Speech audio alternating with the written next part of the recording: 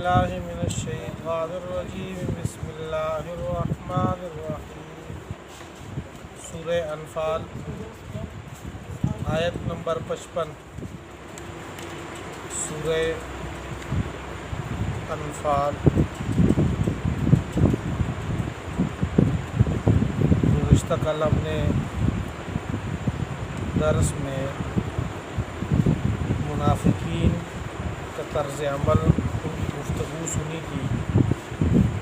وہ کہہ رہے تھے کہ غر ہؤلاء دینہم، یہ مسلمان ان کو ان کا دین اور مذہب کی دھوکے میں ڈال رہا ہے،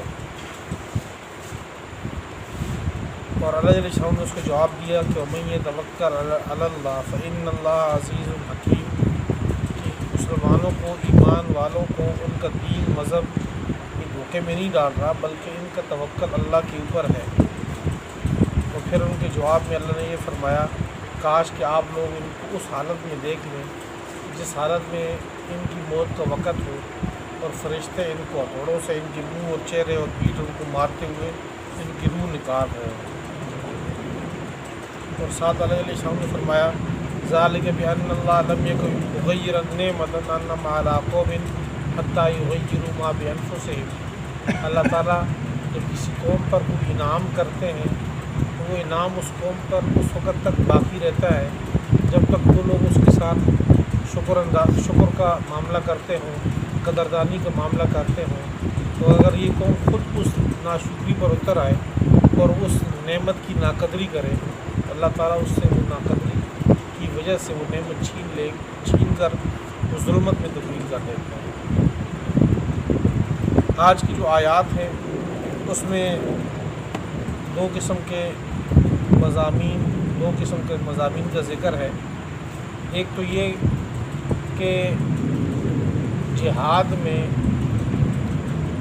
ظاہر بات ہے کہ مد مقابل کافر ہیں، تو اگر ان کے ساتھ معاہدہ ہوا ہے صلح کا آپس میں، ایمان والوں کو یہ حکم ہے کہ اس معاہدے کی پاسداری کریں۔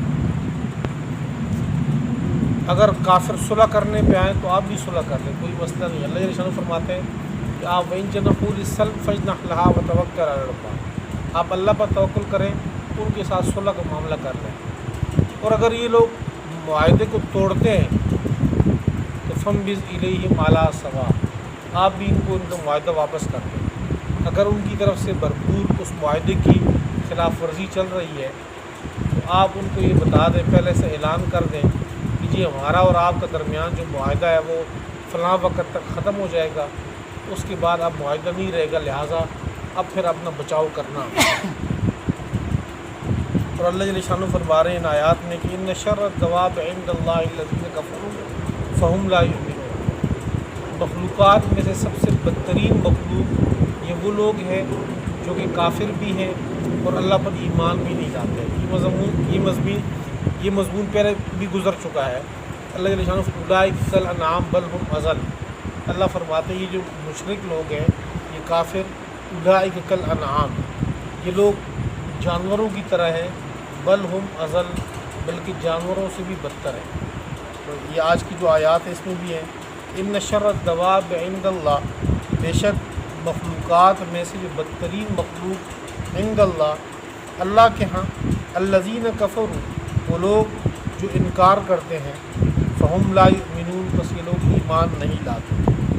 الذین عاہدت منہم، یہ وہ لوگ ہیں جن کے ساتھ آپ نے معاہدہ کیا ہے، ثم ینقضون عہدہم فی کل مرۃ، پھر یہ لوگ ہر مرتبہ اپنا عہد توڑتے ہیں، وہم لا یتقون، اور یہ لوگ ڈرتے بھی نہیں عہد شکنی سے، بار بار اس عہد کو توڑتے ہیں۔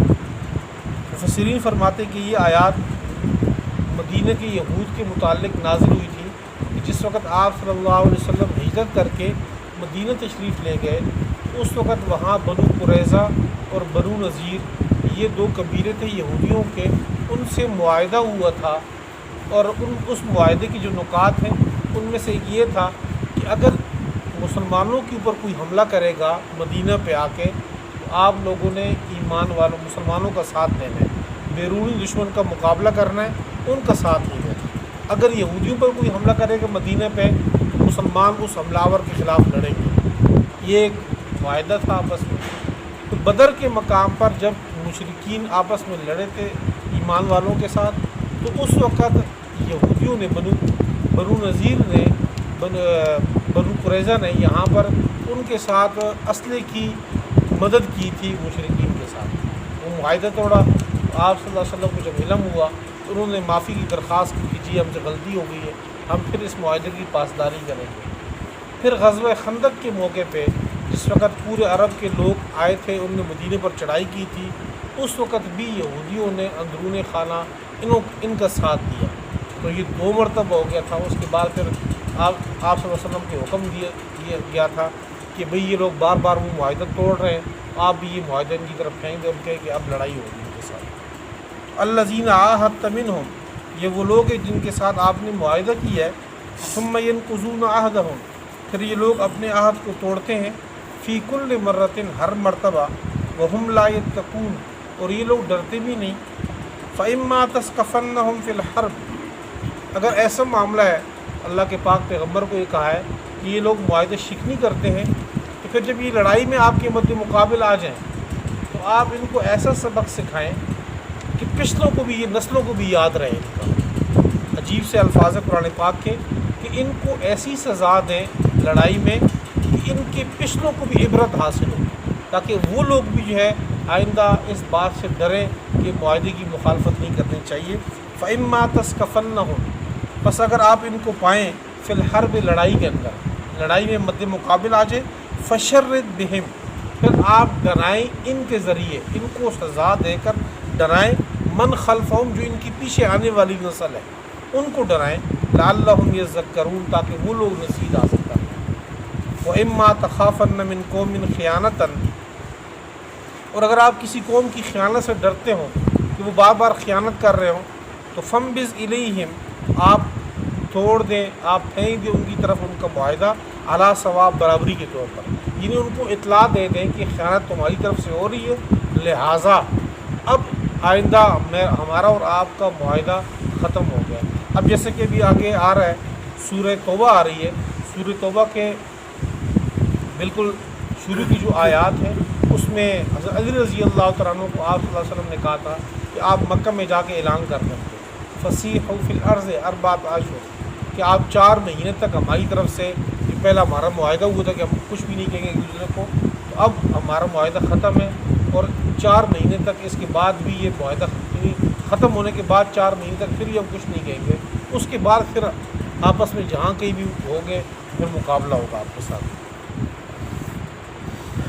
وَإِمَّا تَخَافَنَّ مِن قَوْمٍ خِيَانَةً, اور اگر آپ کو ڈر ہو ایسی قوم سے, من قوم, کسی قوم سے, خیانتاً, چھپنے کا, خیانت کا. فمبز الیہم, بس پھینک دے ان کی طرف. علی ثواب, برابری کے طور پر. ان اللہ لا يحب الخائنین, بے شک اللہ تعالیٰ محبت نہیں کرتے خیانت کرنے والوں کے ساتھ. ولا يحسبن الذین کفروا سبقوا انہم لا یعجزون, اور ہرگز گمان نہ کریں کافر لوگ سبق ہوں کہ وہ بھاگ جائیں گے. انہم لا یعجزون, بے شک وہ لوگ عاجز نہیں کر سکتے.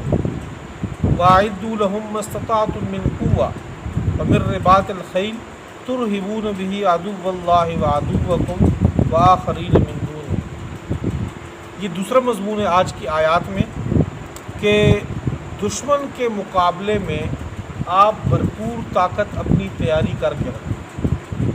ایمان والوں کا, مسلمانوں کا تو اصل تو توکل اللہ کے اوپر ہے, اصل مدد نصرت حقیقت اللہ کی طرف سے ہے, لیکن اللہ فرماتے ہیں کہ آپ لوگ توکل کے ساتھ ساتھ آپ اسباب اپنے درجے میں پورے بھرپور طریقے سے اختیار کر کے رکھیں.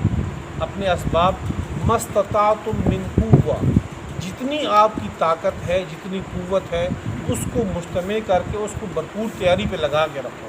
اس کے بعد آپ اللہ کے اوپر توکل کر لیں. یہ نہیں کہ بس اللہ ہی جو ہے, ہم چونکہ اللہ کو ماننے والے ہیں تو لہٰذا بس اللہ ہی ہماری مدد کرے گا. ضرور اللہ مدد کریں گے, لیکن دنیا کا جو نقشہ ہے یہاں دنیا میں اللہ تعالیٰ نے اس کو دارالاسباب بنایا ہے. اس کو اسباب کے دائرے میں رکھا ہوا ہے، اس کو اسباب کے ذریعے اللہ تعالیٰ نے چلانا ہے۔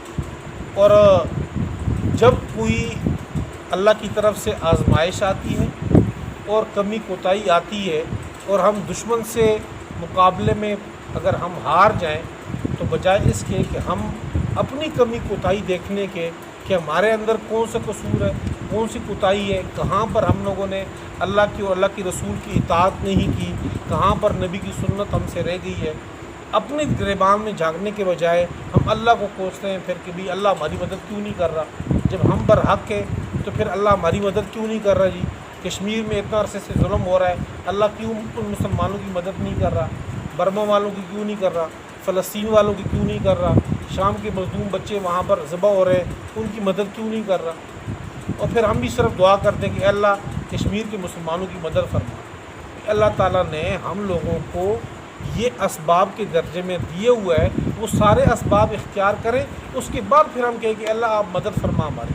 ہم لوگوں نے ساری قوت اللہ کے کھاتے میں ڈال دی ہے کہ کام لڑنا بھی اللہ نے ہے، سب کچھ اللہ نے کرنا ہے، اور ہم نے صرف دعائیں مانگتے رہنے کہ اللہ تو ہی مدد کر، تو ہی مدد فرما۔ تو اللہ تعالیٰ فرشتوں کے ذریعے تو آ کر نہیں جہاد کریں گے کہ بھی یہاں آ کر کافروں کے جو ہے نا وہ ان کو ٹھیک کریں، وہ ہمارے ذریعے کریں گے جب ہم نے اپنے گھروں سے نکلنا نہیں، اٹھنا نہیں، اور یہاں بیٹھ کے ہم نے مسجدوں میں اعلان کرنا ہے کہ اللہ ہماری مدد فرما۔ تو اس قسم کی مدد نہیں ہوتی۔ اللہ تعالیٰ فرماتے وَأَعِدُّوا لَهُم مَا اسْتَطَعْتُم مِّن قُوَّةٍ، آپ تیار کر کے رکھو ان کے لیے، دشمنوں کے لیے، مَا اسْتَطَعْتُم، جتنی بھی تمہاری ہو کوئی طاقت، من قوت، یہ بیس کالونی کی دیوار کے اوپر بھی آیت لکھی ہوئی ہے ماشاءاللہ۔ تو وَمِن رِّبَاطِ الْخَيْلِ، اور گھوڑے، جو پلے ہوئے گھوڑے، اس زمانے میں چونکہ گھوڑے تھے، گھوڑا بہترین چیز تھی۔ اب جو ہے حالات جیسے تبدیل ہوتے جا رہے ہیں تو حالات کی مناسبت سے جو چیزیں بھی جدید دور کے ساتھ ہیں وہ ساری اسلحہ اور مکمل چیزیں ہوں۔ ہم سے کئی گنا بڑا دشمن جو ہے ہمارے ساتھ پڑوس میں موجود ہے انڈیا، اس وقت اگر وہ ہم سے ڈر رہا ہے، اگر ہم پر ہاتھ نہیں اٹھا رہا، اس کی ایک تو اللہ کے اوپر مسلمانوں کا بھروسہ ہے، اور اسباب کے درجے میں سب سے آپ ماشاءاللہ مجھ سے بڑے ہیں، سارے بہترین اس چیز کو جانتے ہیں کہ ہماری ایٹمی قوت جو ہے یہ اسباب کے درجے میں گویا کہ اس قوم کی، اس ملک کی حفاظت کر رہے ہیں۔ اگر یہ چیز نہ ہو، ہمارے پاس قوت اور پاور نہ ہو، تو آپ 57 اسلامی ملک ہیں، آپ ان کے اندرونی خانہ دیکھ لیں کہ اگر اس کے آس پاس کوئی ایسا پڑوسی ہو کسی بھی اسلامی ملک کے، جیسا کہ پڑوسی اللہ نے ہمیں دیے ہوا ہے، تو وہ پھر سکھ میں نہیں ہے۔ دیکھیں فلسطین کے قریب میں اسرائیل ہے، تو وہاں پر جتنی بھی عربوں کی جنگیں ہوئی ہیں تو وہاں پر عربوں نے وہاں شکست دکھائی ہے ان سے، کیونکہ اس کے مد مقابل ان کے پاس اس قسم کا ہتھیار ہے ہی نہیں ہے، اس کے قوت ہی نہیں ہے۔ تو جتنی ہم پاور میں کم ہوں گے، قوت میں کم ہوں گے، لوگ ہمیں یعنی کہ کفار ہمیں مذاق سمجھیں گے، اس چیز کو ہم اپنی مدد خود نہیں کر سکیں گے۔ ترہبون بہ عدو اللہ وعدوکم، اللہ فرماتے ہیں کہ آپ ڈرائیں اس اسلحے کے ذریعے، اس قوت کے ذریعے، عدو اللہ، اللہ کے دشمنوں کو، وعدوکم، اور تمہارے دشمنوں کو، جو یعنی کافر ہیں، جو تمہارے بھی دشمن ہیں، اللہ کے بھی دشمن ہیں، تو آپ اس اسلحے کے ذریعے ان کو ڈرائیں۔ وآخرین من دونہم، کچھ لوگ اور ہیں ان کے علاوہ، یعنی ان کفار اور مشرکین کے علاوہ کچھ اور لوگ ہیں، ان کو بھی آپ ڈرائیں۔ اس اسلحے سے وہ ڈرتے ہیں، وہ کون لوگ ہیں؟ تو مفسرین فرماتے ہیں کہ یہاں اس سے مراد جو ہے منافقین ہیں۔ اللہ فرماتے ہیں کہ لا تعلمونہم، وہ تمہارے اندرونی دشمن ہیں، آپ ان کو جانتے نہیں ہیں۔ اللہ یعلمہم، اللہ ان کو خوب جانتے ہیں۔ وما تنفقوا من شیء فی سبیل اللہ یوفی الیکم وانتم لا تظلمون، جہاد صرف ہم جان کے ذریعے نہیں ہے، جہاد کے اندر اگر آپ اپنا مال خرچ کرتے ہیں اپنے اعلاء کلمت اللہ کی خاطر کہ اللہ کا دین سربلند ہو، اس کے لیے اگر انسان اپنا مال خرچ کرتا ہے تو اللہ فرماتے ہیں ما تنفقوا من شیء، اور جو تم خرچ کرو اللہ کے راستے میں، یوفی الیکم، تمہیں پورا پورا اجر دیا جائے گا، وانتم لا تظلمون، اور تم پر ظلم نہیں کیے جاؤ گے۔ وان جنحوا للسلم، اور اگر وہ مائل ہو جائے للسلم، صلح کے لیے، فجنح لہا، آپ بھی صلح کر لیں ان سے، ان کی طرف مائل ہو جائے۔